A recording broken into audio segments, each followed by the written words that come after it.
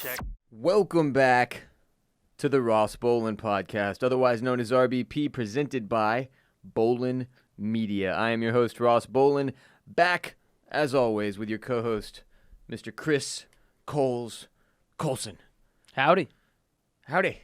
How you doing today, Ross? Oh, you know I'm hanging in there. I got a quick update on Bruce and Bella Hit me. to start the show. So, my two toy Australian Shepherds have been through a lot, for those of y'all who are not familiar with them. Bruce was raised by a crazy woman with multicolored hair who pushed him around in a baby stroller for the first, 4 or 5 months of his life. So he thinks he's people. Yeah. Like a human baby child. Still doesn't like me. He's a weirdo. Bella was a rescue. Her dipshit breeder was about to stick her in a box on the side of the highway like a ding-dong. And it was totally normal when we got her. Like a totally normal dog with all the normal dog instincts you would expect when a stranger would enter my home. Not a stranger, a friend, stranger to them, to Bruce and Bella. She would come up to them, let them Little pet sniff. her, Yeah. sniff them, all the normal dog things. Not like Bruce, who goes full knipshit. Is that the word? Doesn't matter. Loses his fucking mind. Can't even make eye contact with But Bruce. if you look at him, he's like, what are you doing? No. Mm-hmm. No. He might be on the spectrum somewhere. For a dog, if you've ever met a dog that you were going to say, like, that dog might be on the spectrum. We think Otis may be on the spectrum as well. They're both a little special. What kind of dog is Otis? A pug. But then again, Pug. that he may just be a pug. You never really And know. see, with these them. Aussies, they're real finicky. They're Yeah. strange. You don't know. Well, I they're don't super know. smart too. So Genius. Bruce is a genius. especially now that somebody's taught him that he is a human child, he's confused now. It's not his fault. No. No. Nature versus nurture. Age-old argument. Nature always wins. At least in Wedding Crashers. But yeah, so Bruce taught Bella how to be a weirdo lunatic like him. All right? Anyway, the point is this. I've been trying to get these two weirdos more acclimated and properly socialized with other dogs. So I've been taking them over to a friend's house who has a big old dog and a small little dog that's about Bruce and Bella's size. It feels like it's a good mix for them to try to get used to, right? Yeah. And the other day, I'm letting all those dogs at my friend's house out into the backyard. And lo and behold, the big-ass Doberman mix, that's the big dog, it's probably like somewhere between 80 and 100 pounds, takes off full sprint into the backyard because, that's what often dogs are wont to do. Well, Australian Shepherds are instinctively herding dogs, right? Yes. That's what they were bred for. They have the natural instinct to herd, H-E-R-D, not hurt, herd. They like which- to be in control. Yeah, which often does actually involve potentially hurting. I'll give you an example. When Coles leaves my house, Bruce chases him to the front door. He can have been calm the whole time Coles was there. But when Coles tries to leave, he chases him and, tries to nip at his heels, basically saying, bro, either it's... I can't tell if it's a, get the fuck out. I think it's a, where are you going? Yeah. This is my shit. You can't leave without my permission type of situation. So I keep forgetting to ask him for permission. Yes, you do. Next time I leave, I'll try that. You and ask we'll for see what permission, happens. but you do not look him in the eye. Never. Ever. As soon as you look him in the eye, it's like, what the fuck are you thinking? From Bruce. He gives goes. you that look. And then he's gone. He's out of the vicinity. Yeah. So he runs into the Doberman mix, hauls ass into the backyard, and I'm not really thinking, about this potential situation. Bruce takes off running, full sprint, loses his mind, and we're talking about an Get over here. 80 to 100 pound dog, again, Doberman, being chased by a 10-pound Australian Shepherd with a kilt on because he has Yes. a fucking skirt right now because He he hasn't been does. groomed in forever because none of the groomers have any slots. He double cheeked up. He is a thick boy at the moment. So Bruce, he goes after him, man, and it doesn't go well. He's nipping at his heels, and he very quickly learned his lesson when the 100-pound Doberman nearly took his fucking ass out. Because the Doberman thinks he's trying to play with him or something. Yeah, yeah, I'm like, yeah. oh, okay. So he turns around and starts chasing Bruce back the other direction. At this point, I, of course, realize what's happened, and I'm sprinting out there myself to try to break them up, which is much more difficult than I imagined it would be, and took me 2 or 3 minutes. By the time I had them apart, the Doberman had sort of nipped at Bruce. Sure. Nothing hostile. Yeah. But just almost little motherfucker, do not chase me sort of situation. Well, Bruce's nips have little to no effect on a Doberman, but a Doberman's nips Could, like, have rip very off- greatly affect. Yeah, Could take half this dude's body out. could end Bruce's life very quickly. Oh, for sure. So I'm like in between. I'm like, no, stop it. And by the time the Doberman has nipped at Bruce's ass, in which I think he caught all air, potentially 1 or 2 hairs off of the ass were taken from the ass. Like, no real damage. But Bruce is such a baby that he is screaming like a fucking banshee. These are not dog noises, Coles. No. He's like, and it's that, but so much louder. I won't do it right now because I have respect for all of your eardrums. The most absurd noise you've ever heard in your life. It's literally banshee-like. I've seen it happen once, and it's one of those things where you're looking at what's happening, and in your mind, you're like, this noise can physically not be coming out of this dog. It doesn't make sense. At all. It looks like there has to be a speaker in the voice box Yeah. or something. It doesn't make sense. I can't Physically, explain it. this sound should not come from something in nature. It's Unless bizarre. it was an actual banshee. Yes. Because I'm pretty quite certain that's the noise that they make. I don't know if at one point he was like watching Discovery Channel with me or some shit and he saw a banshee and he was like, that's the noise I'm going to recreate when That's shit gonna hits be the me. fan. Yeah. That's his idol. So he's going nuts. I mean, if the noise he's making makes me think he's been murdered, right? So, like, neighbors are coming streaming out of their houses into their backyards, like, what the fuck is going on over there? And I'm looking at the idiot, and I'm petting him, and I'm trying to make sure he's totally okay. Not a scratch on him, okay? No. Not a fucking scratch. And Bella's just staring at him like, what a moron. Like, she didn't chase the Doberman out there because she's not, clinically insane. Yeah. And anyway, it was just an update I felt necessary to share with the entire RBP gang regarding Bruce, his general disposition. And I think this might have finally been the moment that he learned, like, what size he actually is. Because he's not around big dogs often. So, Yeah. this was a big learning moment for him. He survived and advanced, and that's all you can ask for. You live and you learn. Especially And in you get 2020. better. Yeah, exactly. Anyway, moving into today's show, RBP 317 is brought to you by Felix Gray Glasses. Both Coles and I constantly have our faces in screens from morning to night. There is no cutting back, especially in 2020 now more than ever. All of us are relying on technology to get our jobs done, to attempt to stay in touch with friends and family, and screens are here to stay. People, they are unavoidable. You have to protect your eyes. There are a lot of blue light glasses on the market, but they are not all created equal. Many blue light glasses don't filter enough blue light out, especially in the range that matters. Screens produce most blue light at a certain point in the spectrum, 455 nanometers, and most clear blue light lenses only filter about 2 to 3% in that range. Felix Gray uses a proprietary filtering technology to filter 15 times more blue light in the same range. 15 times. Too much screen time is going to result in tired, dry eyes, headaches, blurry vision. I know this. I've been wearing contacts and glasses since I was like 12 years old. I live in the allergy capital of the world. My job is essentially to make sure I'm staring at screens from the moment I wake up until the moment that I go to sleep. I've had all these symptoms before. Almost at the end of every day, at the point when I get to take my contacts out and slap my Felix Grays on and relieve my eyes, I'm familiar with these symptoms until the Felix Grays go on, and then they're gone. I've got 2 different styles of frames. I've got the Faraday and the Nash. I love them both. Peep the clear Faraday frames if you're trying to get on my level. And I'm telling you, just in general, you've never felt the ocular comfort you're going to feel with some Felix Grays on your face, filtering out 90% of blue light in the most damaging range, eliminating 99% of glare through a proprietary industry-leading lens technology only available with Felix Gray. 9 in 10 Felix Gray customers report significant symptom relief. Felix Grays are hand-finished from durable, super lightweight Italian acetate. With over 200,000 happy customers, Felix Gray isn't just the right choice, it's the only choice. Get that relief. They're available in prescription, non-prescription, readers. They've got you covered with optical glasses for work and sleep glasses in the evening that are clinically proven to increase melatonin secretion when worn leading up to bedtime. And you can try them 30 days risk-free when you go to felixgrayglasses.com/RBP for the absolute best quality blue light filtering glasses on the market. That's FELIXGRAY glasses.com/RBP. Do what I did. Start taking better care of your eyes. Feel better. Work smarter. Shipping and returns are totally free at Felix Gray. That's felixgrayglasses.com/RBP. Some announcements and shouts. We have a new Instagram account. Whoop, whoop.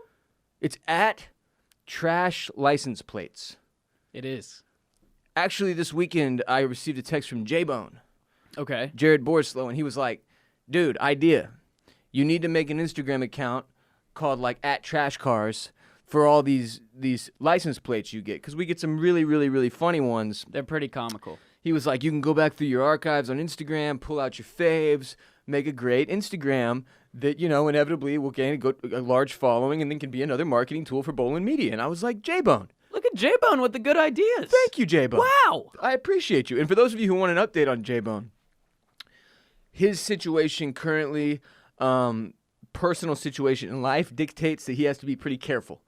All right, so he's like, and I don't mean like he's in danger or anything like that, but he's being as careful as he can.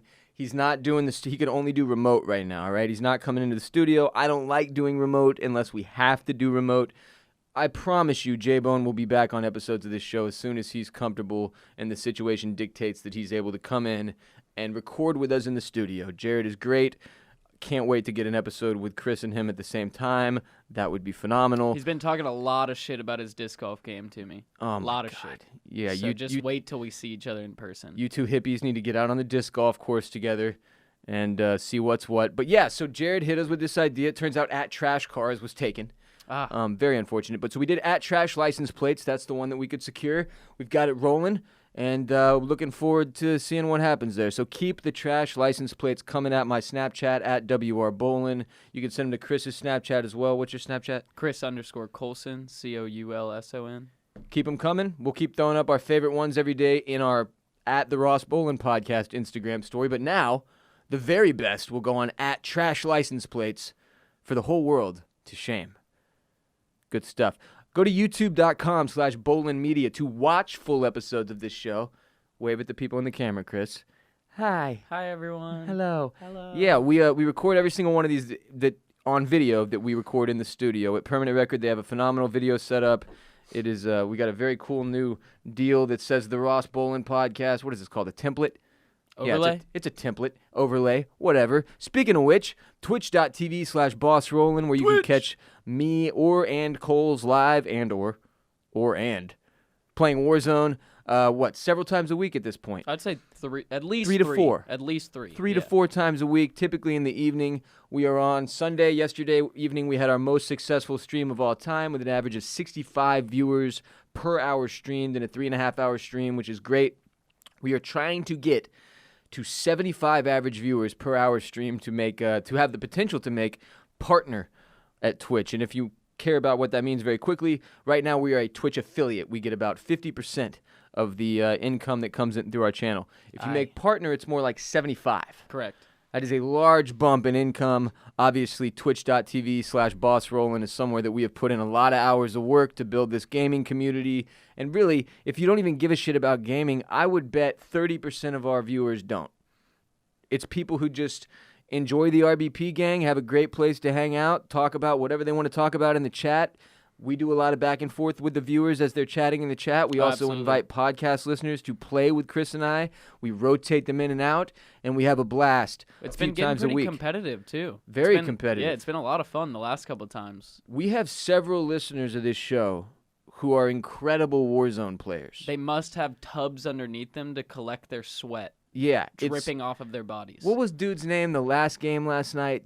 B-Money. B-Money. B-Money crushed. We had never played with this guy before. He was a brand new RBP gang listener who hopped into the stream, and we were like, it's always hit or miss, right? Like sometimes we'll get a really drunk guy who's just trash, and it's like, oh, fuck. But he's enjoyable. The content's still there. Good fun. See, that's a good thing for you people. Yeah. You're either getting drunk guy with good content or good content and really sweaty players. So best of both worlds always. And in the case of B-Money, he went absolutely bonkers. I think he had like 7,000 damage by the end of that game, which was a second-place finish that broke my little heart into pieces. Speaking of which, you get both, not just to make fun of the listenership and the drunk guys that sometimes come through, you also either get Ron or Ross, which typically, like, there are layers to that shit.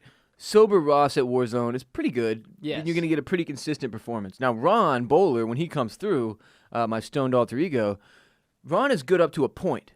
And then when he passes that point, he's fucking terrible. because he can't focus. He's It's all just about, too high. You gotta ride that line. Just It's a very stay right- fine line. You gotta stay right gotta fucking below stay right too there. high, but then when you break it, you're fucked. It's over, and then then Ron that's- becomes worthless. That's when we end the stream. Yeah, that's when I go to sleep. But we're having a blast. Come through anytime you see us live. We also throw out the links to our Discord channel every time we are live on twitch.tv/bossrollin, which if you're familiar with Slack, it is essentially Slack, Discord is.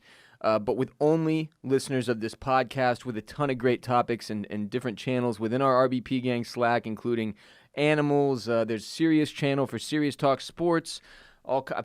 People share their food recipes and pictures of their incredible dinners that they make each other for themselves and each other. There's a ladies only chat in there for RBP listeners that are ladies. You have to be a female to get into the chat, and it's restricted, so only females are in the chat. So it's a nice little safe space for all the females to be able to talk about everything like that. They have a nice little community going on in there. They often go live with each other on they do Zoom after calls. the fact. Yeah, they do Zoom calls to meet up and have... There's lots of Zoom calls. There's probably an RBP Zoom call going on once a night for various reasons. Which is great because right now people are obviously struggling to get more social interaction and everybody feels very isolated and alone. In 2020, it's a difficult year, and we've found that Twitch and Discord have been phenomenal places to sort of combat some of that feeling. Absolutely. So. And I know some of the gang members have created a little RBP group Snapchat through Discord, and Lumpy said he's been enjoying the hell out of that. He feels very involved. Lumpy. So everybody in there, it's always active. Definitely go join the Discord. It's one of my favorite parts about the RBP gang. You guys crush it. Shouts to the Discord community.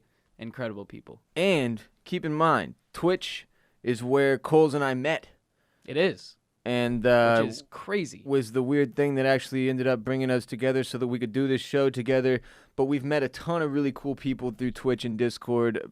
Several people that I would consider to be actual personal friends of mine at this point that I have never met in real life. Absolutely. Incredible community. Come through twitch.tv/bossrollin whenever you see us live. We're always tweeting it out and Instagramming it and shit. So come through twitch.tv/bossrollin. And again, if you have Amazon Prime, it takes you 2 minutes to hook your Amazon account up to Twitch.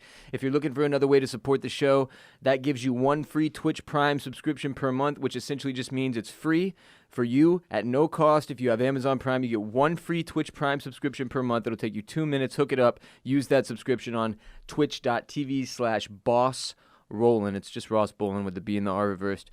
Very clever, I know. Right? Trying to get up to 75 average viewers. Help us out. And come through when you see us live. First segment. Grab your light. This is Stop the Wikipedia when you're high. Stop the Wikipedia when you're high.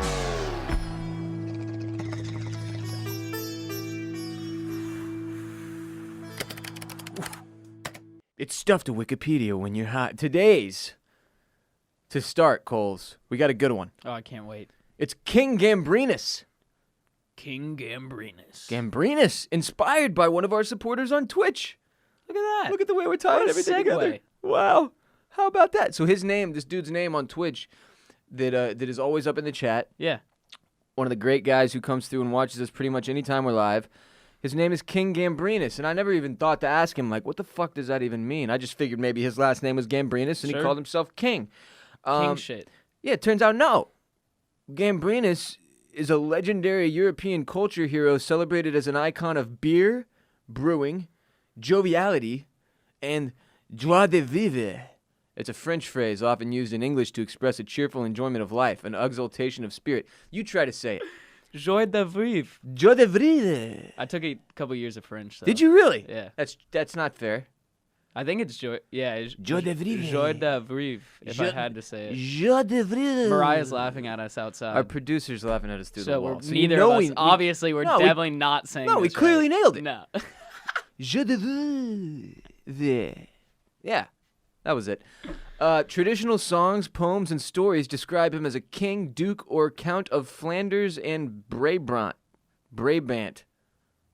Doesn't matter. He's shrouded in mystery. Is he a king? Is he a duke? Is he a Nobody knows. He's Gambrinus. He's the king of beer in my mind.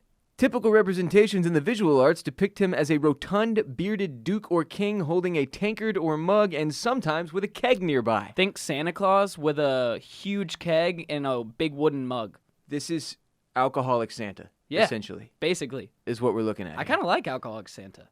He seems like a fun guy to hang out with. I feel like, frankly, if Santa was real, he would have to be an alcoholic to get through the whole shit. Dealing with the elves, trying to handle all the kids, building all the fucking toys, reading all these letters from children. What I want, gimme. You'd have to drink to You get think through it. Gambrinus was just Santa was taking a day off and went to some pub and like brought the beer down that he had been brewing up in the North Pole, and people were like, what the fuck is this? Yeah. And then he became also the patron saint of beer, but he can't be both, so he just created this side alias. It's his alter ego. Yeah, it's his alter ego. I've got Ron Bowler. Santa has King Gambrinus. Gambrinus. Yeah. Some imagine Gambrinus as a man who has an enormous capacity for drinking beer. He's like a European folklore thing, right? Yeah, basically.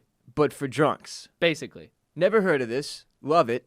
Love that he's rotund. Be weird as fuck if he was like in good shape. Well, the legend is that he invented the craft of brewing beer in Europe for no, Europeans. we're taking it even further. This guy's a craft beer god. Yeah, he created it. But there's a bunch of different... So there's a couple different people who they think may have inspired King Gambrinus. Okay. They think it could have been the ancient King Gampar, a.k.a. King Gambrivius. Yes, King Gambrivius. Okay. John the Fearless, or the Duke of Brabant. John the First. John the First, yes. But if we're going with the King Gambrivius one... Hold on, I think John the Fearless and John the First are the same person? I think they are the same person. Duke of Brabant. Yes. And yes. Indeed. And I think Gambrivius, according to legend, was said to have learned the art of brewing from the Egyptian god Isis, wife and sister of Osiris, whom was said to be the lover of Gambrivius. The paramour. How fitting is it that, allegedly, according to folklore, beer was invented in a quite spicy love triangle, including a both sister and wife. I love this. I love everything about it. The more you know. Huzzah! Can we get one of those, the more you know? The more you know. The rainbow? Yeah, we need one of those for this. Did you ever watch Reading Rainbow? Of course. I think in class. So that wasn't too... Nah.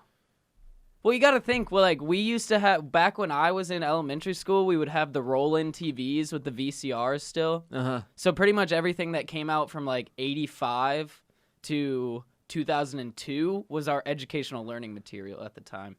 Damn, I didn't realize this. Reading Rainbow went 21 seasons. Damn. From 1983, that's 4 years before my birth, till 2006. Yo, the Reading Rainbow intro slapped. That's the only reason I even wanted to talk about it. The intro was some serious, like, it's one of those, you know how there's certain songs like Eminem's Till I Collapse that as an adult you're like, I'm going to go fuck shit up. Yeah. The Reading Rainbow theme song was that for me as a boy. What made you want to run through a brick wall? I was like, I'm going to learn shit now, baby. Let's go, LeVar Burton. Just got the curiosity gears really grinding as soon as you heard the intro. Yeah, wasn't he the, what's his fucking Star Trek name? Data? LaForge! Not a Trekkie. LaForge? LaForge. You're on your own here, boss. Myrriah, help. Help me. Yes, it's Geordie LaForge. Geordie LaForge, thank you. Confirmed by producer Myrriah. They have a Star Trek podcast, so they know these things. I don't. But yeah, LeVar Burton was the man. Reading Rainbow. You know what I was thinking about this morning in the shower? What were you thinking about? Don't ask why I was in the shower. In the shower. So I'm 33 years old. You are. All right, you're 21 years old. That is correct. Half your life is 10 and a half years. Correct. I've got 3 of them shits. Yes. So if you take a half of your life and stack it on top of your life currently, you're still not to me. Let me carry the one. Okay. Right? Yes. Because if you put 10 and a half on top of 21, why did you want to do the math that way? You'd be 31 and a half. This is just the only way I can do math. So basically you're saying you're 3 times half of my lifespan? Yeah. Okay. Yeah. Well, nice. That's nice. I was just thinking about, how You're fucking... just thinking, does it depress you that I make you feel older than me all the time? No. It makes me feel like I'm the smartest man alive because we've bridged the gap between Gen Z and me with you. You're a bridge. Welcome. We're doing it. You're a bridge. Look at me. King Gambrinus, though. Pay your dues to your patron saint of craft beer and brews. And by the way, this is one of those guys, like, you can go read about him the rest of the day if you want, and all the different theories about who inspired him and where all the stories come from and all the folklore in Europe and all that shit, because there's a bunch of it. Coles and I are not going to get into that for the next hour. Like the first mention of him was like 1200, and then he was mentioned all the way up to like 1400 and then 1600, and there's lots of different stories. It's one of those ones when you're on Wikipedia and you just keep scrolling and you're like, good fucking God, who has had this much time to... A guy who probably didn't even exist. Yeah. Or he's Alcoholic Santa. Well, I'm glad he gave us beer. Pour one out for a homie tonight. If you want to read more about Gambrinus on Wikipedia, go do it. It's the world's free encyclopedia, which you should support, or you are scum. And for shits and gigs, we're doubling up on Stuff to Wikipedia when you're high today. Another one.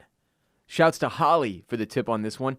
It's the Erfurt Latrine disaster. Coles, I want you to kind of lead this one and tell us about this thing. Yeah, the first time I read this, when Ross sent it to me to check it out, saying we might talk about this on the podcast, I actually laughed out loud with disbelief because I could not believe this is something that was recorded in history textbooks. To be known, for your legacy to be left... Okay, I'll explain what happens. This is so bad. But for your legacy... It's so bad. For your legacy to be left behind as drowning in human excrement in 1100 AD. And they couldn't even hit you with like a better name. Like, it literally, the event is called the Erfurt Latrine disaster. So everyone immediately, like, it's like if you told somebody like, yeah, my uncle passed away on 9/11, and everybody's like, fuck, that's awful. Way back in the day, it was like, yeah, I lost an aunt in the Erfurt Latrine disaster, and people were like, Jesus Christ. Jesus, man. I'm so sorry. So, fuck. In 1184 AD, nearly 900 years ago now, a number of nobles from across the Holy Roman Empire were meeting in a room of the Church of St. Peter when their combined weight caused the floor to collapse into the latrine beneath the cellar and led dozens of nobles drowning in liquid human excrement. So it led to at least 60 people, 60 nobles drowning in liquid excrement. And that's the way the cookie crumbled for those folks. Like, that was it. They're there for a meeting. Again, in a fucking church, which just for the record, never setting foot in a church of St. Peter ever again in my life. Why no is the offense to St. Peter. Were latrines commonly built like below the floorboard? I feel like foundation-wise, that's not where you want your latrine. What the fuck even is a latrine? I was imagining a latrine was like just one little fucking like a thing big enough to, I don't know. I'm assuming they probably called the latrine like their sewage collection area. Basically just a pit. I'm looking at like a picture of like an old school latrine, like what it would look like, right? Okay. And it's like it's a really shitty bathroom. Basically. Yeah. Like just a big pit. But I guess holes. If 60 people collapsed through the fucking ceiling into the latrine and like crushed everything and there's just poo everywhere. I mean, it sounds like this latrine was not kept properly. I mean, I have a feeling they probably just left it. They probably just let it become earth. I don't think it was kept at all. They probably just let it go. They dug the pit once. They shit in the pit all the time. And they just let it be, man. Get back to the earth. Circle of life. Obviously, this is part of the circle of life. My hot take 60 people. My hot take is that the owners of the Church of St. Peter, they needed a new floor, right? They could tell floor was getting a little shaky. They could tell that maybe it wasn't perfectly structurally sound. So they invite the enemies to come by for a little meeting, right? They get them all in there. Of course, it says that the king that was hosting, King Heinrich VI. Correct, was sitting quite conveniently on a stone alcove on the floor. Therefore, the alcoves. When the wooden floor fell through, he was perfectly safe. Hot take here. He invites all the enemies to come through to make it look like a disaster. The church gets a new floor, and all the enemies are dead. Win-win. He gets rid of the dozens of nobles who were probably a pain in his ass anyway. If you've ever watched any of these period pieces about back in the day, we'll just say back in the day. Yeah. Every king hated all the nobles. They're a huge pain in the dick. What's more satisfying than drowning your enemies in human shit? And this is some King Heinrich was a savage motherfucker. To have sat there on the alcove and what did he do? He's just Oh no! Oh no! Oh my God! Oh Wow. my God! I'm so. Oh. We forgot to drain the latrine for 4.5 years. It was completely filled with excrement that you're now drowning in. Oh, I'm so sorry. Sorry. So it's just like I'm imagining like in when Dr. Evil presses the button and like Will Ferrell flips back into the fucking whatever that thing is. It's supposed to light him on fire in Austin Powers, and he's like, "Help! I'm very badly burned, but I'm still alive." And then someone comes in and shoots him. "You shot me!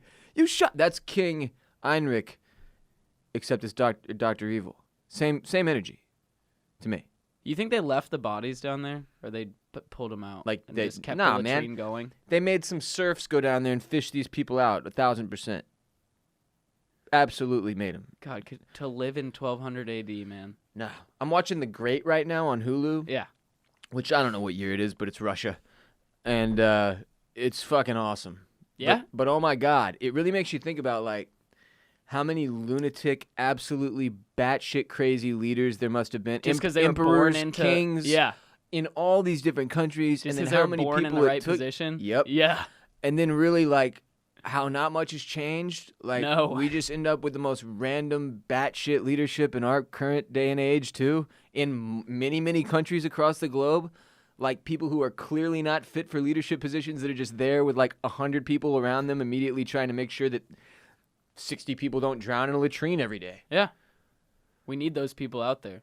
It's the craziest thing about me with like older, what's it called? Monarchies. Older monarchies and things like that, when a king is born into his position. When you actually get a good one, it's just that much more impressive. Yes. They just randomly found that position, were born into it, and they turned out somehow to be an actual good leader. Not a sociopath. No. Because, like, I'd say, I'm going to guess just, quick math here off the top of my head, like 98% of those monarchies have to be sociopaths. There was inbreeding going on, like all kinds of weird shit. You know how, like, I've always argued, like, Justin Bieber, he never had a shot at normalcy, right? We should, in fact, praise Bieber for being even the small amount of normal that he is, based on the fact that he's been one of the most famous people in the world since he was like 12 years old. Yeah. And if you gave me like $100 million at 15, which I'm pretty sure he was close to that range by that point, I'd be dead as a doornail. And he at least had like phones and things to see how the world kind of operated outside of that. Imagine homie that's 6 years old being told you're going to be the king of literally everything you've ever seen in your entire life. You're Simba. going to own that. Yeah. Simba, literally Simba style. Yeah. You're going to own all of this. And then somehow they grow up in that household being raised by maids and seeing whores walk into the king's chambers every night. Of course they end up batshit. Absolutely. I can't believe any of them turned out good. The Great is as a show, The Great, that's the show name, on Hulu, is one of the best things I have ever watched. I love period pieces, though. I obviously love comedy, and when you mix those two things together, it's like what do they describe it as? A sometimes true story, I think is what they call it. Like historical fiction? Yes, basically. Very much so. With Yeah. like a ton of comedy and ridiculous shit inserted. Yeah. I absolutely love it. Also, one more thing about Simba. You have to remember that he had Timon and Pumbaa to help him along the way, Which teach was him huge. Hakuna Matata, which made everything much easier for him. All these other monarchs. Had no Simone and Pumbaa. Timon. Timon. Simone. Sorry. Jesus. Wait, isn't there a famous Simone? Yep, she's from Houston. She's a There's gymnast. also Simone Biles. I've Simone met Simone Biles. I've met Proud Houstonian. I've met Simone Biles. Have you really? I like for a brief period kind of talked to a girl that was a reserve on the U.S. gymnastics team, and I went to one of their like Humble brag. tour things and got to meet Simone Biles. No shit. It's kind of crazy, very surreal. I What a FaceTimed her once champ. too. What a which is champion. Really insane. You FaceTimed Simone Biles. I have a screenshot of it. I'll show you after we record. But yeah, it's kind of insane. Huzzah! Huzzah! I was gonna say one more. Oh, poop chutes and latrines are things that just should be fully avoided in medieval times. I sent Ross a screenshot last week of something that he should look up about these poop chutes that they basically. So basically, you would have the castle, and then they would put this little kind of, I don't even know how to describe it. Basically, a room that juts out the side of the castle, and they would install a poop chute that was about 40 feet long from the room outside of the castle to the ground. Sure. So that they could basically have a bathroom on the higher floors and stuff like that. Well, turns out, back in the day, invaders would crawl up the poop chutes to kill nobles and, like, stab them in the ass. Well, I didn't know if they stabbed them in the ass or just, like, yanked them down. This is the opposite of the Shawshank Redemption. The literal opposite. He crawled out through 100 miles or through 10 miles of shit. They crawled in. They crawled in and started stabbing asses. Yeah, so it was either you fall into the latrine in the 1200s or you get stabbed in the ass in the 1400s. Just avoid the bathroom at all costs if you're living in medieval times. If you ever find yourself back there, avoid it. Wasn't there a movie called, like, The Black Knight starring Martin Lawrence where he travels back in time? Yep. Man, my brain is just Is he the Black Knight because there's shit falling on his face the whole time? No, because he's a black man and he literally goes back to medieval times, and that's the movie. Oh. I think he's wearing a Jets jersey the entire movie. I'm serious. Is this a comedy? It's supposed to be. Is it funny? I imagine not. I've seen it, 15 years ago or whatever, and it was did trashed not leave then. much of an impact. I'm doubting that it aged well. Just based on the general fucking Based premise. on your synopsis right there, I highly doubt that it aged well. Yeah, very unlikely. Huzzah! Next segment. Pick 2 to defend you. The rest are coming to kill you. Coles, break it down. What the hell are we doing here? All right. You brought this to us today. It's my segment, baby. All right. So, there's been a viral trend going on, mostly on Twitter. I've seen it on Instagram once, but mostly on Twitter, where it's a picture. It's a 3x3 grid, and there are 9 total animals. Okay, I've seen this. And the objective is you pick 2 of the groups to protect you, and the remaining 7 groups are attempting to kill you. So I'll give you the breakdown of what we've got. On the top row, we're starting off, we have 50 hawks, 10 crocodiles, 3 grizzly bears. Second row, we have 7 water buffalo, 1 hunter, which I'm going to go based off the picture here. The hunter is where things, I think, get a little tricky. Mm-hmm. Based off the picture, he's holding a hunting rifle. He's equipped not like with a hunting rifle. Not like an AR or a machine gun or something like that. Let's call it a 2-shot situation before Sure, he has we to can reload? call it a 2-shot situation. Because that's what it looks I like. was going to even be generous and give him like a 10-round mag, even. Okay, let's say that then. Fine. Hunting rifle, modern 10 rounds day before hunting you have to rifle, reload. psycho round, 10 rounds. Okay, fine. Then we have 15 wolves, and then we round it out with 10,000 rats, That's a disturbing image. 5 gorillas, Okay. and 4 lions. So those are your options. So again, you get to pick 2 of those groups to protect you, and the remaining groups are attempting to kill you. And so, do you want to start with what your selections were, or do you want me to go? Yeah, I'm going to make some general arguments here first. Okay. Why would anybody pick 7 water buffalo? I think just the girth of them. They're very girthy animals, and they have some speed to them, too. Not that I'm saying, like, water buffalo couldn't, like, knock the shit out of, I think they would crush some crocodile ass. Maybe that's what they're in there for, to be the counter to crocodiles. I'm also putting 7 water buffalo up against 3 grizzly bears and 15 wolves. Nope, I'm saying the water buffalo are in trouble. But 7, even the the water, because it's 7 of them. I think even the water buffalo against 3 grizzly bears are in trouble. You think the water buffalo would be in trouble? Dude, I don't know. I'm looking at pictures of water buffalo right now, and these dudes do not look like they're to be trifled with. I mean, they got some girth, but all they can really these horns do are is... fucking huge. So what are they going to do, stab you? Ram and stab. Okay, and Full speed. once they're stuck in the grizzly bear, homie grabs him by the torso and RKOs him over his shoulder. Coles, they can run 30 miles an hour. You're the one shitting on water buffaloes. I'm now saying, look at you flipping sides all right, immediately. I'm flipping because I'm saying the water buffalo, the 7 water buffalo, can handle a lot of these other animal groups. Is 7 water buffalo one of your protectors? No. You're just stating that they might be an OP.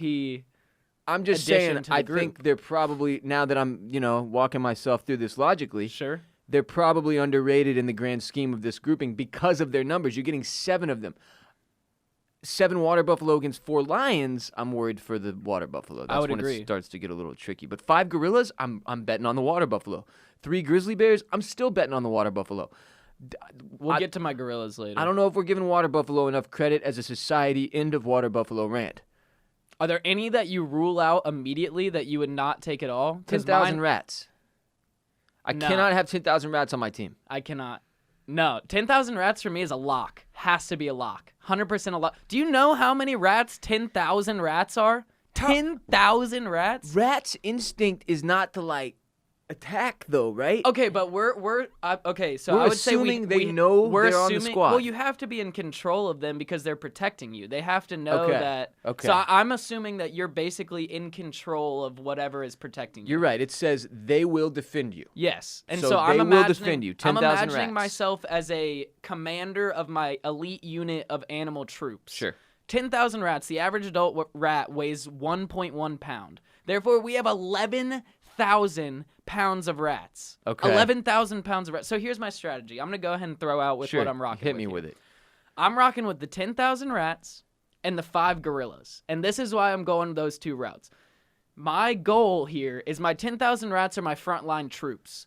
They're going in hot. They're to keep things distracted. One, I think the 10,000 rats could easily take out the hunter, no problem, without any help at all. Because I mean, even if he's got a 10-round, like, even if he had a 10,000 full rats automatic, are taking out the hunter. that's what I'm saying. Even if he has a fully automatic machine gun, he's not taking out 10,000 rats. Imagine getting eaten by 10,000 Don't even rats, want to think bro. about it. Don't even want. It's like that Game of Thrones scene where they light they light the end of the bucket to get it really hot, so the rat has to claw. Oh God! Why'd you have to Imagine bring that up? 10,000 of those all over Fuck! you. I was That's why I'm thinking going of with the the mummy. rats. I was thinking of the mummy when these fools get eaten by like scarab beetles and they're all over him, like "Rah!" and then all that's same left thing. is a They would skeleton. just over. So I really think the rats could hold their own against, for sure, the hunter. I think the rats could probably hold their own against the wolves as well. And then my It's an strategy, overwhelming amount of rats. It's just you can't not pick the rats. It's so many rats. I mean, I'm And not here's my just out of, it's a strategy. principle thing for me though. Here's my strategy here as well with the hawks, because everybody's saying that the hawks, there's something to consider, because 50 hawks is a lot of hawks. But my strategy is the hawks are going to see the rats scurrying around. They're obviously going to try to start going for the rats. That's when you use the gorillas with their arms and opposable thumbs to grab the hawks out of the air. Therefore, you eliminate the hawks. That's why I'm going with gorillas. Here's they the got thing. arms. Okay, so you're going gorillas and 10,000 rats. Correct. So you've got 5 gorillas and 10,000 rats. The problem that I see here is that is a shit ton of other animals coming for you at once. You're looking at 50 hawks, 10 crocodiles, 3 grizzly bears, 7 water buffalo, a hunter with a hunting rifle, 15 wolves, and 4 lions. So my Your idea rats is... and your fucking gorillas are going bye-bye. I don't think so. My goal here is I think the rats can do enough distracting and keep the other animals occupied enough to let my brutes of gorillas... It's like in Halo. You have the grunts and then you have the brutes.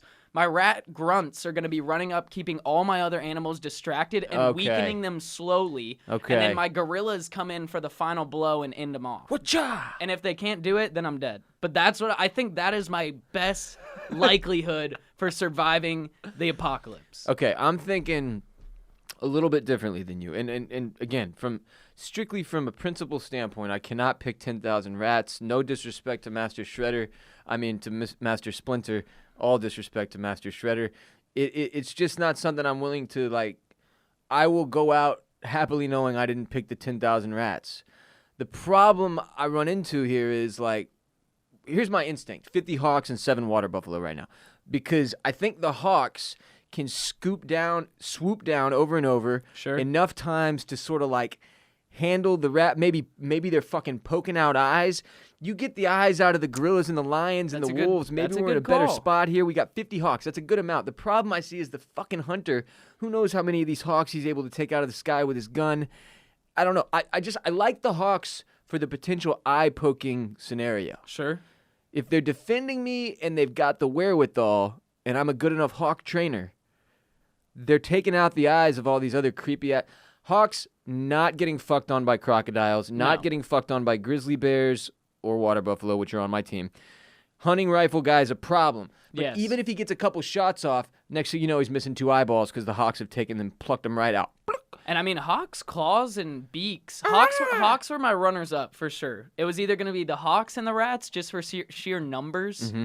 or the gorillas and the rats. But that's why I went with the gorillas, because they're the only ones with opposable thumbs and hands that can grab They the can hawks grab and hawks take them out from the sky. But other than that, I think the hawks are unmatched. And if they can take out the hunter, that's the only enemies hawks really have are the hunter and the gorilla, because everything else has no way of attacking the hawk other than like a lion or crocodile gets a good bite in. Sure. That's very unlikely. So I think what I'm doing is I'm sending the 7 water buffalo full sprint at this fucking situation, right? Do as much damage Whatever as they damage can they do, they do. They're just stomping out rats. They're just running over fucking wolves. I mean, they killed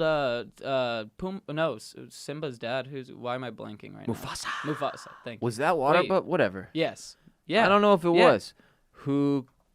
What Scar animals technically- killed Mufasa? Definitely water buffalo. Bets. Wildebeest. What? Wait. That might be what those things You are. lose, being Mr. honest. Lebowski.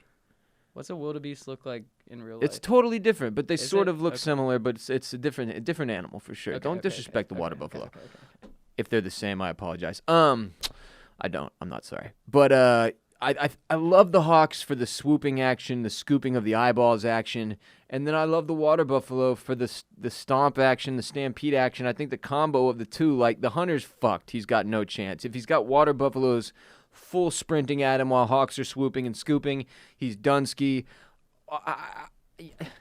This is one of those impossible scenarios, right? Like, how do you choose? How do you possibly choose? I get why a lot of people are taking the rats. That's an insane number of rats. I can almost see it just eating through any force in front of it, That's what I'm right? saying. Overwhelming force. Because even if, how many, let's say one of these animals could take out at a time 100 rats without getting overwhelmed by the remaining force. So if you lose 100 rats a time, I think you could get through pretty much everything with just rats. I don't know, though. Yeah, because look at it this way. Let's say I send my hawks and my water buffalo, but still, let's say 100 rats break through the lines. Yeah. And they're now coming right at me. 100 rats? That's 100 pounds worth of rats on top of you. I'm done, dude. Yeah. 100 rats, I'm done. Like, they're going to eat me. We've seen, like you said, Game of Thrones, man. That was one All rat. it takes is one rat that's starving. 10,000 rats. Realistically, it's probably going to be more like 1,000 that break through the line. Yeah. That I've got to be able to either run from fast enough while my dudes regroup or while the hawks continue to swoop and scoop, or the water buffalo do their stomping and headbutting. It's a good thing you haven't been skipping Ross Fit. Yeah, because I'm going to need that running. Yeah. Yeah. I'm not worried about the hunter. It kind of just goes to show that we're just kind of weak. 15 wolves is a lot of wolves, dude. That's a lot of wolves. Do I take 15 wolves or 7 water buffalo? I think I've just become a water buffalo simp throughout the course of this segment. That's what's happened here. I'll get you a poster. I think we both die, Chris. Oh, yeah, we're definitely going to die. Has anybody, solved this? Is there, a perfect answer on Twitter yet? I'm sure there is. Allegedly, hawks and rats are probably the most You send the 10,000 rats, and you've got the 50 hawks swooping just and scooping. sheer numbers. That's a lot to try to fight off. I saw some graph where somebody took the time. Actually, Mike Heim, shout-outs Mike. No shit. Sent me a graph of, shouts Mike for reminding me about this to talk about on the podcast today, first of all. But he also sent me this, basically a graphic breakdown of what 10,000 rats, 50 hawks, and then all the other animals look like. It's terrifying. Absolutely terrifying. I'm also can somebody tell me this? How many rats can 15 wolves really take out? Because they're going to get filled up quick on rat. That's a lot of rat. 10,000 rats. I'm Googling. Oh, I'm going to regret this. 10,000 rats. I'm going to regret this. That's what I just did. You'll see look for this one. Oh, my God. Okay, so there's a very good graphic breakdown of, oh, my God, that's a lot of rats, That's bro. what I'm saying. Oh, man, yeah, this is tough. This is a very tough situation. The hawks and the rats look like the move.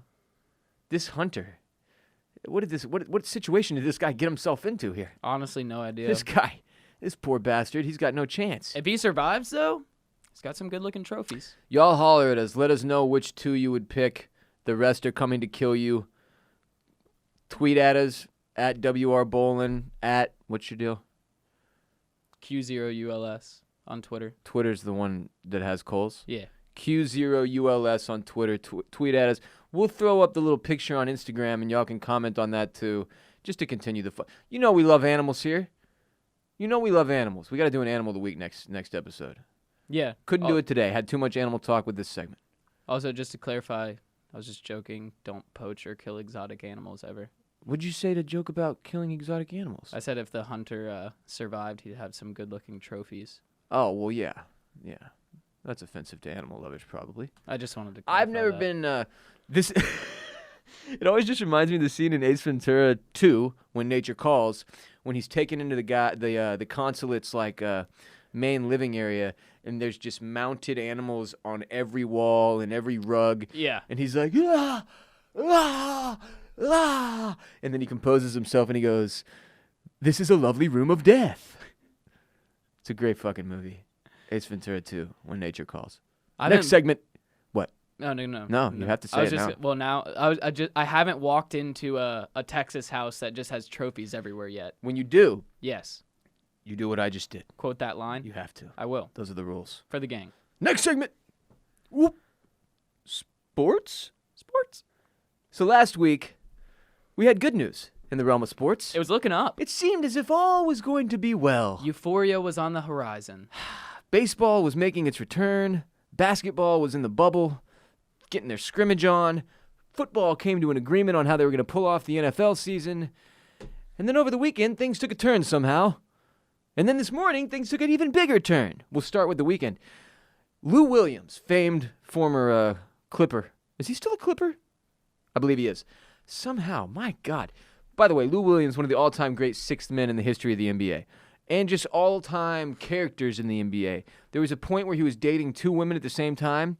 They were like his two girlfriends. I want to say they might have been sisters or in somehow blood-related. The whole fucked up thing.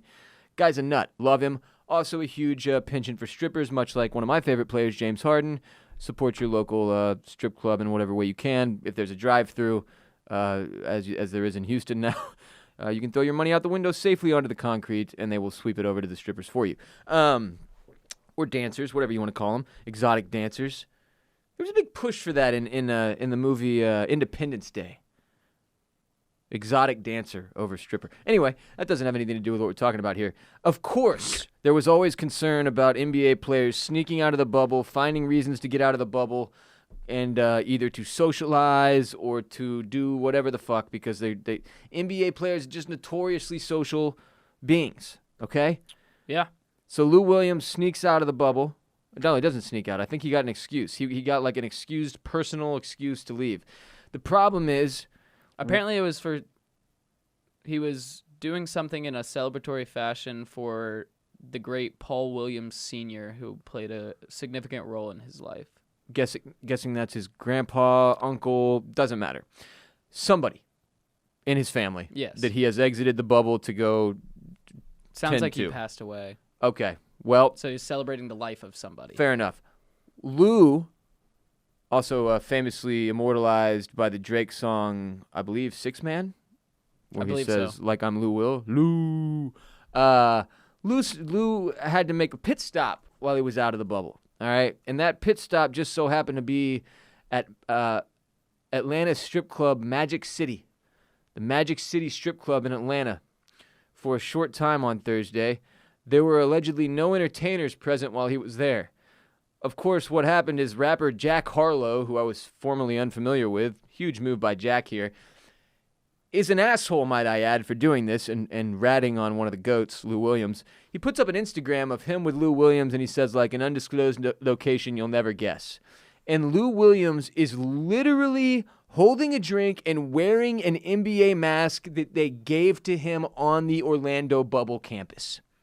So immediately Harlow tries to backtrack. He deletes the post and says, that was an old pic of me and Lou. Nice. I was just reminiscing because I miss him. The problem is the mask is 2 weeks fucking old, bro. Huge. Nobody else has this mask, and Lou was not wise enough or did not give a shit enough, one or the other, doesn't really matter, to put on a mask that would not be recognizable as one from the Orlando bubble in which his profession of being an NBA player occurs. Yes, he is still an LA Clippers guard, correct? Correct. So, he got interviewed by NBA security. He's 33 years old, same age as me, okay, Lou Williams. And he told them, NBA security, that he went to the Magic City strip club in Atlanta for a short time, but that it was for the wings. Now, here's where things got interesting. Sounds like bullshit, right? Yeah, okay, dude, you hit Magic City to get the wings. Turns out, Many men came to his defense saying, no, those are the best wings I've ever had in my life. So we have a place back home that is also a strip club that allegedly has incredible wings. This is a strip club thing. Yes. That I, as an anti-eating in strip clubs, I don't like to mix sex and food. I am not George Costanza. I don't understand why it's always wings. Wings are a very hands-on food, so why would you disgusting? Want What, are you touching the strippers with buffalo sauce over your fucking hands? Do you want buffalo sauce all over your dollar bills, too? Why wings? I don't know. Maybe something with utensils. Oftentimes, people go to strip clubs and get steak. Makes more sense to me I would agree. Wings. I would agree. Steak and eggs, breakfast buffet. But I still don't understand, like, eating while you're looking at, like, one hole and two hole and... Yeah, I just don't. It's not an appetizing situation for me. I think Let me it's put it that way. fully divulging in your primal manly instincts. I get that from like a sick, perverted male angle. I get that. I'm just not strip club guy. That's an angle commonly used. I'm not. It is. I know a lot of dudes like this. So I have a very good friend whose name I will not say. I have a very good friend who, for the first several years out of college, he used to hit the strip club a few times at lunch a week for lunch and to catch a lap dance and then go back to work. And I thought that was like the most degenerate fucking thing I'd ever heard in my life. I was like, bro, like when you leave a strip club, you smell like a strip club. When you leave a strip club after you just ate a bunch of wings, you smell like wings in a strip club. That's like if there was a perfume called Degenerate or like a cologne called Degenerate. Yeah. That's exactly what it would smell like. Spicy strip clubs. And now this argument that broke out on Twitter about strip clubs, their wings, particularly Magic City, I don't even think Lou's lying. He just went for the wings. I think he literally went for the fucking wings, which makes him even funnier. When you say there were no entertainers there, does that mean there were no exotic dancers That there? is what he is arguing. So he literally went for the food. Huh. Like, I don't think they're allowed to be open right now, if I'm not mistaken. They don't have their drive-thru set up yet like we have in Houston at the whatever and all the other states that have drive-thru. We have, Coles, we have to go to a drive-thru strip club at some point before this all ends. Yeah. Just for so we can tell our grandkids, like, when I was alive in 2020, I went through the drive-thru strip club just like Lou Williams. You know? He was inside, though. He didn't go through the drive-thru.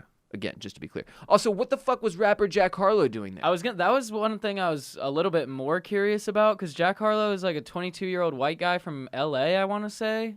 Or maybe not from L.A., but I'm pretty sure he lives in L.A.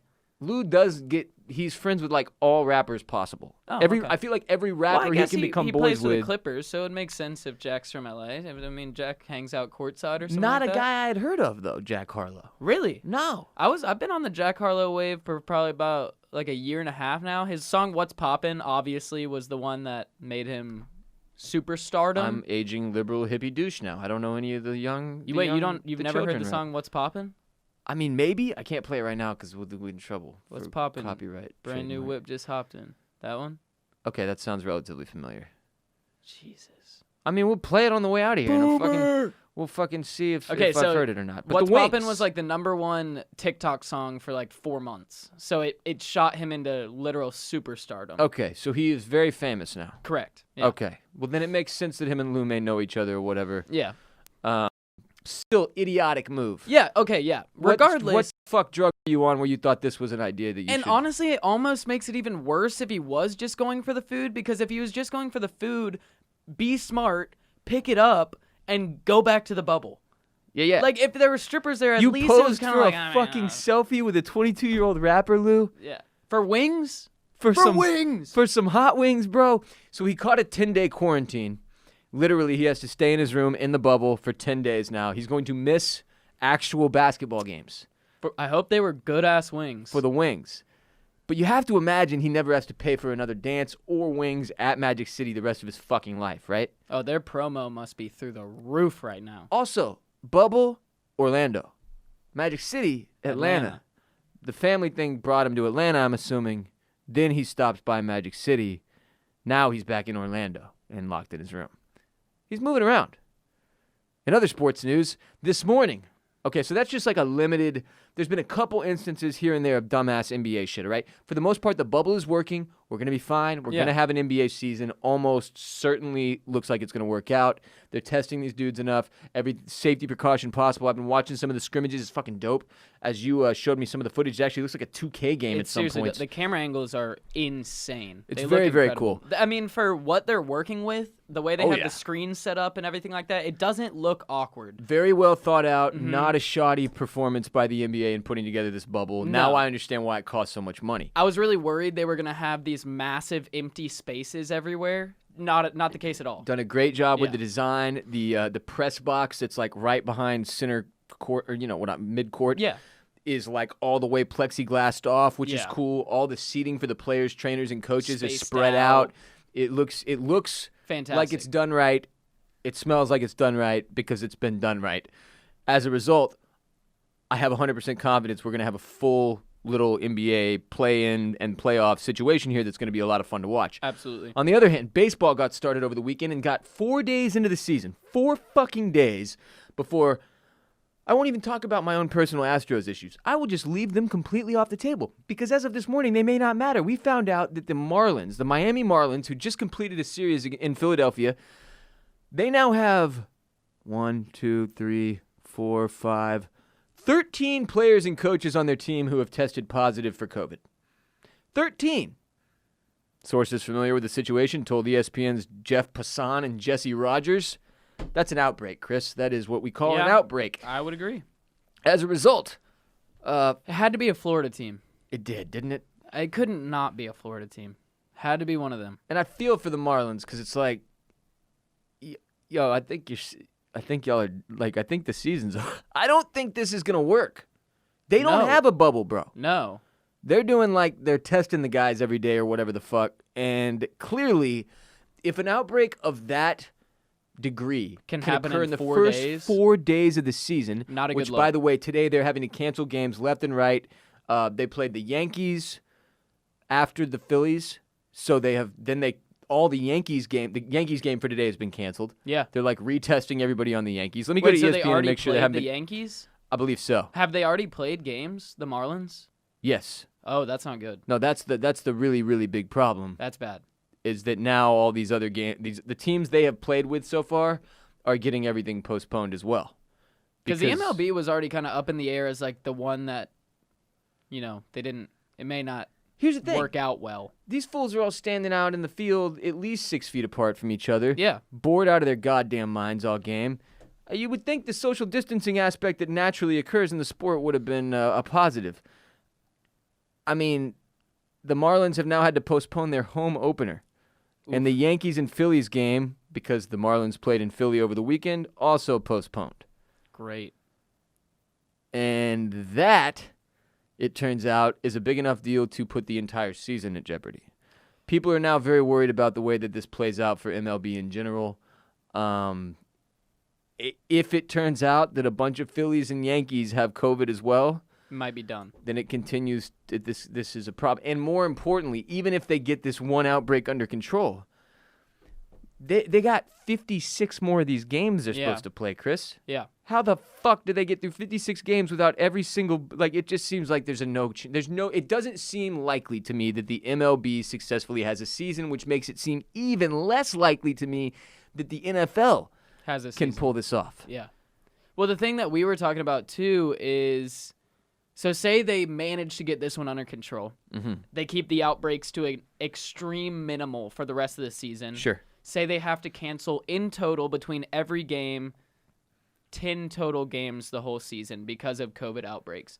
We were having the conversation the other day about, because it's such a short season, 60 games as opposed to what, 140? 183. Something like that, yeah. Because it's so much more of a shortened season, every game counts. 162. 162. So Normally, they're playing normally. a third of the season, more or less. Every game counts, or They're games huge. count significantly more Than they normally would. So say one team has 2 games canceled, however that looks on your record, I mean, that could be huge in terms of overall placement or in terms of how the playoff bracket lines up or anything like that.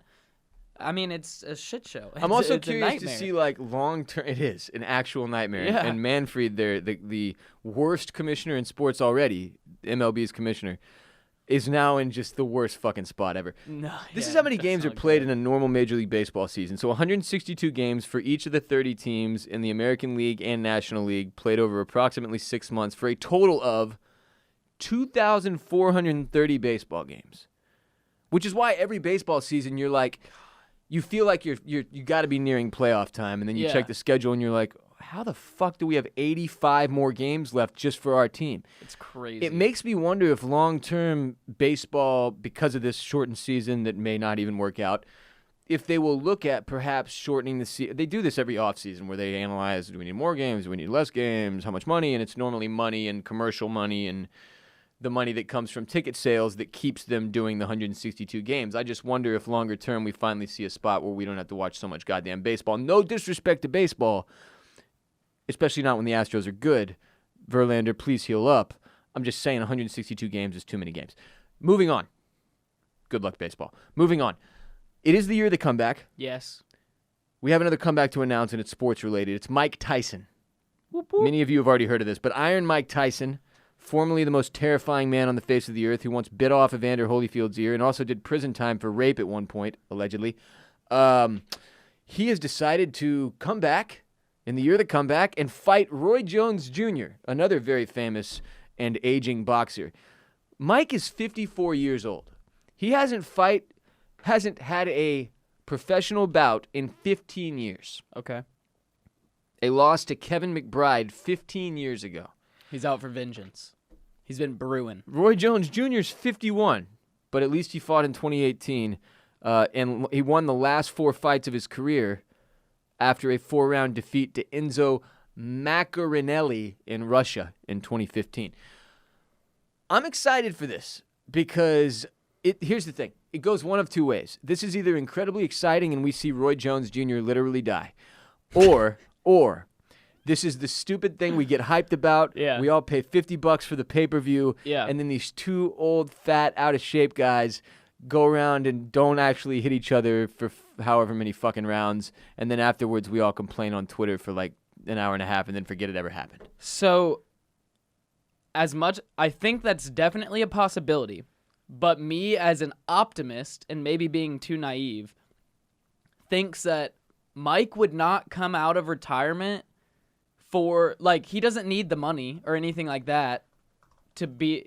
Like, why would he come out of retirement unless he wanted to make a statement? He's been come out putting up hot. videos of him training, Yeah. and it's terrifying. It is terrifying. I just don't see, I can't see, the backlash would be too severe. I can't see why he would come out just to pussyfoot around, for lack of a better term. I'll give you a potential reason. Okay. Mike did an interview last year. I believe it was on his podcast. Yes, it was. Hot Boxing with Mike Tyson, his podcast. He claimed... Can we get on that? I would love to. That sounds also fantastic. Scared to now, but also would love to. He claimed that him and his business partner, Eben Britton, smoke around, and this is a quote, $40,000 worth of pot a month. They're smoking that much. He's in the pot business now where he's trying to become a big player in the weed game and sell all these... $40,000 worth of pot a month. Now, I want to put that in perspective for you. First of all, I've already spoken to my March, right? What are you looking for? I'm just looking around to see, I think $40,000 worth of pot would literally fill this room from head to toe. That's what I was looking at. Oh, for sure. Yeah. That's insane. I said in March I smoked $1,000 worth of pot. That was Yeah. not an exaggeration. That's how much I smoked. When the whole pandemic really started to fucking hit this, like, I went ahead and bought. I was like, this will get me through the rest of this thing, easy peasy. Well, I'm irresponsible, can't be trusted. Ron definitely can't be trusted. I hadn't done a tea break yet to like get my relationship with cannabis back to a healthy place. Mm-hmm. I smoked all of that weed in that month. And that was an asinine, like I was stoned the whole month. And this is good shit that I'm buying. That's the thing I don't understand. How Is it do you gold physically encrusted? go through $40,000 worth of pot a month? And if he's buying in bulk too, it's like Costco. The Yeah, more you it was- buy, the cheaper it is. I don't understand. It doesn't make sense. Maybe he's buying he's buying like eights every time. He's of saying they exotic smoke shit. 10 tons of weed a month on their ranch. 10 tons. How? Are they putting it in a bun? There's this bullshit. I'm calling bullshit all over this. There's no way. Unless they're literally dumping it into trash cans to And then hotbox just- entire. Yes. Maybe that's what they're. Okay, this is what they're doing. They're getting all of their weed in the mornings. They're getting about. Let's see. What'd they say? How many tons? What'd you say? 10 tons. Let me pull it back up. 1 ton would be insane. But yes, 10 tons of weed a month.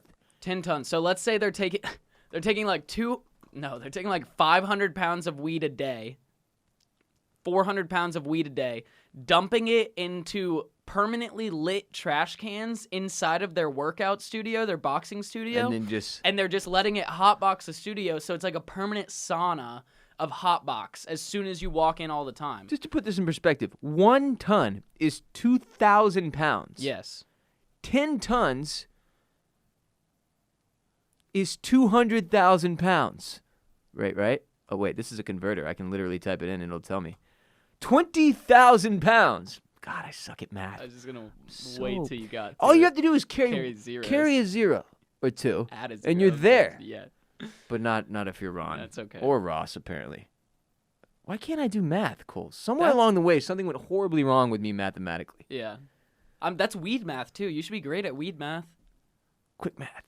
$40,000 worth, 10 tons a month, which is maybe why he came out of retirement, because maybe he does need some money. If you're blowing through that much weed, honestly, it's also just maybe that you're just fucking bored out of your skull. Has to be. I was bored out of my mind in March. That was the only reason I was able to burn through that much weed. We couldn't go do anything. Nothing was open. It's still not. But I've gotten control of my shit. Yeah. You can't. And Mike's one of those guys where once you're high for every day for an extended period of time, you get to this point where you're you don't trust yourself to not be high. Yeah. He's been there for years now, where he's like, I don't like myself when I'm not high. I get really angry and irritable. Well, because think about it, if you're high all the time, that becomes you normally. Yes. So then when you're not high, you're not normal in your mind. Which is why especially when you're smoking $40,000 worth of weed a month. That's why tea breaks are so necessary. Huge, yeah. To keep you in a place where you don't end up like that. Because the other thing I would argue, and anyone who's taken a tea break that is a big stoner knows this, when you cut weed out and you do your tea break, you are an irritable little shit for the first few days especially. Ooh, hot take. Do you have to pass a drug test to fight in whatever fight he is fighting in? Because what if this is his way? Is boxing, do they allow weed smoking? Yeah. In boxing? That's what I'm saying, because if they don't, hot take is that this is his way of forcing himself to take a tea break. And then he's furious. So he angriest crushes version of himself. Roy Jones Jr. and then smokes a fat doobie right after he's literally rips his head off in the ring. Yeah.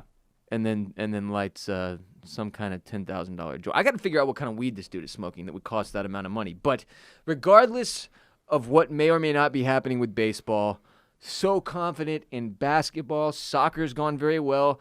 A lot of our listeners have told us hockey is all but guaranteed to go very well based on the situation they've set up. You've also talked much about the PLL. We're back, baby. Oh, it's not going anywhere.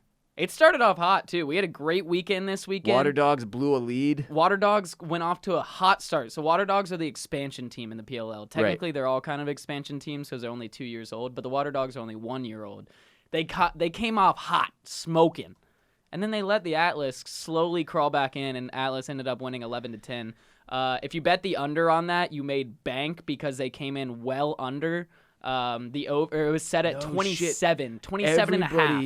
Okay, there you 27 and a half, and the final score was 10-11, so came in at 22. I think so many people hammered 21. the over that it drove that up really high. I think it did too, because I was telling you the first over that I saw on the line 2 days ago was at 21 or 22 and a half. Okay. And that's why I was saying I would have taken the 22 and a half and I would have bet the over, so I would have lost anyways.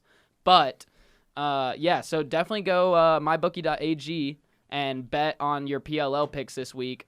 Tonight, if I had to make a pick, I'm definitely going with the Redwoods. They're coming off a vengeance. They just lost to the Whip Snakes again. There's They're playing more games the Chaos. tonight? There's 2 games tonight, primetime, Monday Night Lacrosse, baby. Fuck yes, let's go. So we have 2 games tonight. We're starting off with the Redwoods versus the Chaos. Redwoods are coming off a loss from on Saturday to the Whip Snakes, who are the reigning PLL champions. They're gonna be pissed. They're coming out hot. I have a really good feeling. Take the money line on them if you had to bet on it. Also, we have the Archers and the Atlas playing. The Atlas literally played a game yesterday.